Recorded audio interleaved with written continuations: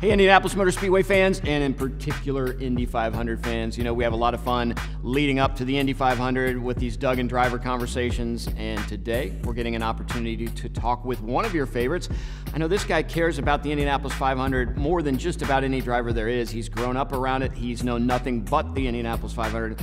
Ladies and gentlemen, one of our favorite drivers in the NTT IndyCar Series, Graham Rahal. Graham, thanks for spending some time with us. Thank you. Thanks for having me. You know, I want to talk first about the off-season. You are, if not the busiest, one of the busiest drivers out there, because it isn't just about driving, and that's a full-time job.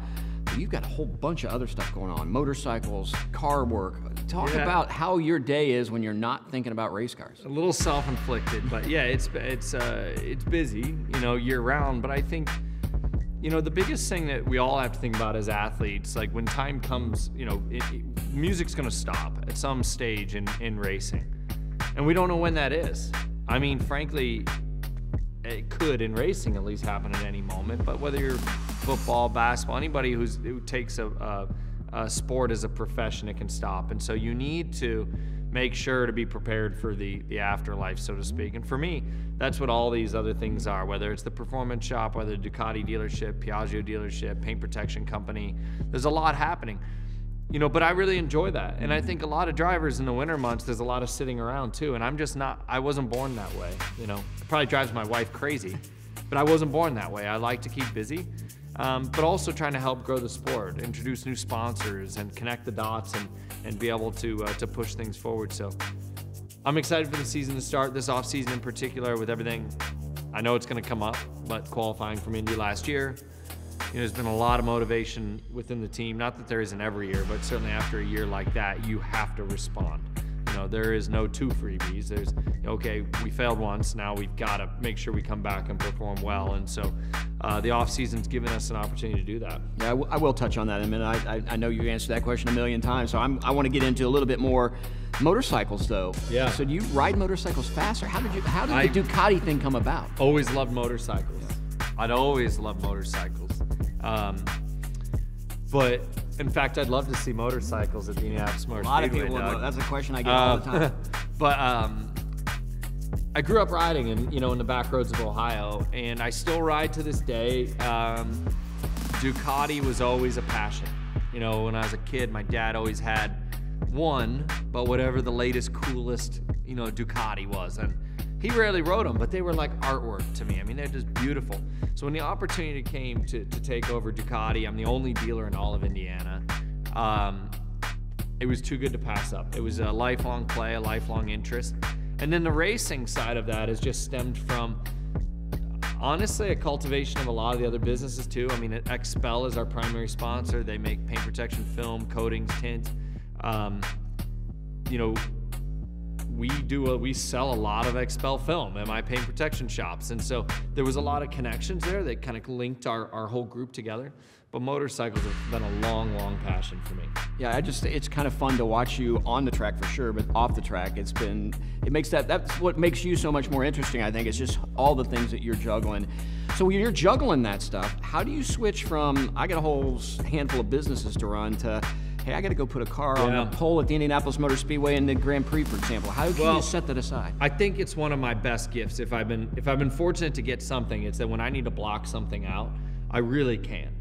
But then when I need to get that 15 minutes to pocket in something or get something done, you know, I find that I can do that too, which I'm fortunate, because I think there's a lot of people who go, man, there's no way you can drive the IndyCar and do all these other things. That's not true at all. But the issue is that, you know, when you just drive Indy cars, like I just said, you know, a minute ago, there's a lot of dead time in your year. There's a lot of time that's wasted. And for me, you know, I only get one shot at this, right? We all want to be successful and are driven to do so. So I enjoy all these other challenges and things that I've got going on. And then ultimately it comes down to the people that you have underneath you. If you don't have good people working for you, what I'm doing is not possible. And we've got a great group, an even better group as we go forward, and we're excited about that. We've got a new building that we're building on the north side of Indy in Zionsville, right next to our race shop. That's easier. You know, my physical side of my day, whether it's training, you know, prep, engineering, all of that stuff can be done. I can literally walk 200 feet. I'm at my business, which will be a blessing. So I'm looking forward to that. I hear a coffee shop might be coming. Yes, I'm a coffee addict. Awesome. So And a members lounge. You have to become a member. 100%. That's because I never drank coffee till I started working the Speedway, and now I'm the same way, coffee addict. And I love stuff that's not. I appreciate Starbucks, but it's more fun when you get to deal with some of the lower, the smaller chains. Now you're on Penske hours. You work whenever you get called. 24 hours a day. You know that feeling. So I know last year was a challenging year on a lot of fronts, but I want to touch on one of the highlights, which was our road course at the Indianapolis Motor Speedway. For whatever reason, man, that place and you last year had a big love affair. You sat on the pole. One of the most exciting races of the year was watching Graham Rahal try and get not just on the podium, but you almost won that second race we had at the Grand Prix. Why did you just click at the Speedway? I don't know what happened in the second race with the setup. Like, everything felt really good, but it was not only that. Like, our tire degradation, like, everything was less than everybody else. And actually, if you go back and watch that race, everybody used 3 sets of red tires in that race except for me. And that wasn't on purpose. We had a blister on one of the tires. We could not use our 3rd set of reds. I think had we had that 3rd set of reds, then I catch Dixon the stint before. But rather the stint before, I was on blacks, he was on reds, and I could, you're hanging on. I mean, the reds had a massive time gain in that race. So, it was a difficult race not to win, because I truly felt that we were the best car over that entire weekend, and we were the fastest on averages and warm up by a mile as well as the race. So I thought that it was going to go in our favor. But old Dixie, he's good at what he does. And then, like I said, it's not having that 3rd set of red tires really hurt us on that day, which we feared it would. And it did bite us. But it was fun to try to chase him down. I just didn't have quite enough overtake to put the press on him in the end. But I'm excited to get back for the Grand Prix. Obviously excited to get back for the 500 and flip the script from what we had gone through last year. So I actually watched that last stint of your race there in the summer with the fans inside of, it would have been driver's left as you go through the chicane, a whole bunch of people standing up next to the fence. We could watch the video board. So I watched that whole stint there, and every lap as you got closer and closer, the crowd out there just kept screaming for Graham, screaming for Graham. It was really neat, and those are the kind of moments I wish you as drivers could see the passion that fans have for you, but especially for you, because people know the connection you have to Speedway. It goes back to your dad. You grew up around there. Yeah. They know how passionate you are about the 500. And I know our fans hurt just like you did when you didn't make the show. Yeah, and I really appreciated that last year. I got a lot of positive support, not only from fans, but just a lot of people within the sport.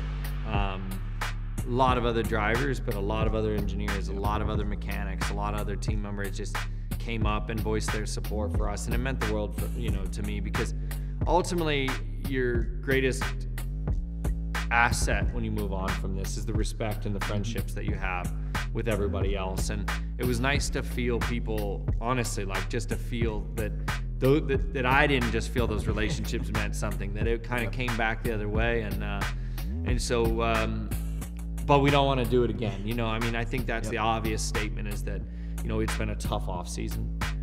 We had this Indy recovery plan, as we called it internally, it's been the #1 hot button on our list, as you can imagine.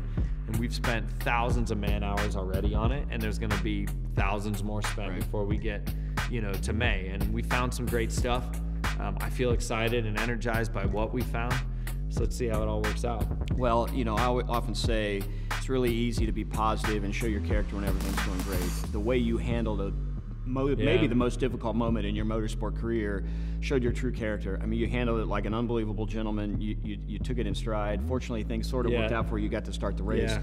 But I tried, man. I tried to hold it together, and then when I saw my girls, all 3 of them, it was like, I felt so bad for them. I felt like I'd let them down, even though, it is not just me. It's not just one thing. But, sadly, Doug, I had a lot of time to think about it, preparing that week, because I knew we were in trouble. Right. I knew we were in trouble, and it's unfortunate, but when you're in that position and you're in trouble with speed, you're not going to magically just find it. I think you and I talked about that even that week as we were leading into it. You were a little bit worried about that. Well, you handled it perfectly. You came back when you got to come back in the summer and show that you belong at the Indianapolis Motor Speedway. We really can't wait to have you back and to just start at the front, hopefully. Last question for you. Favorite moment of the offseason? For me, I think, favorite moment so far has been seeing my kids, seeing my daughter, Harlan, my oldest.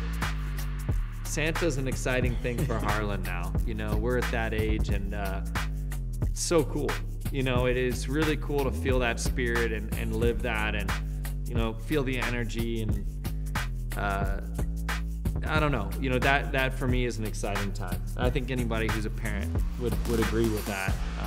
But getting a little bit of time with all my girls, my girl squad, as I call them, Courtney and Har and Tinley, like, it's just been, we don't get a lot of quality time, throughout the season, and so it's been nice. That's great. Well, ladies and gentlemen, one of our favorite drivers at the Indianapolis Motor Speedway, somebody who we know, if he picks up the win here in the 108th running of the Indy 500 by Cambridge, will be as good a champion as the Indianapolis Motor Speedway has ever seen, Graham Rahal.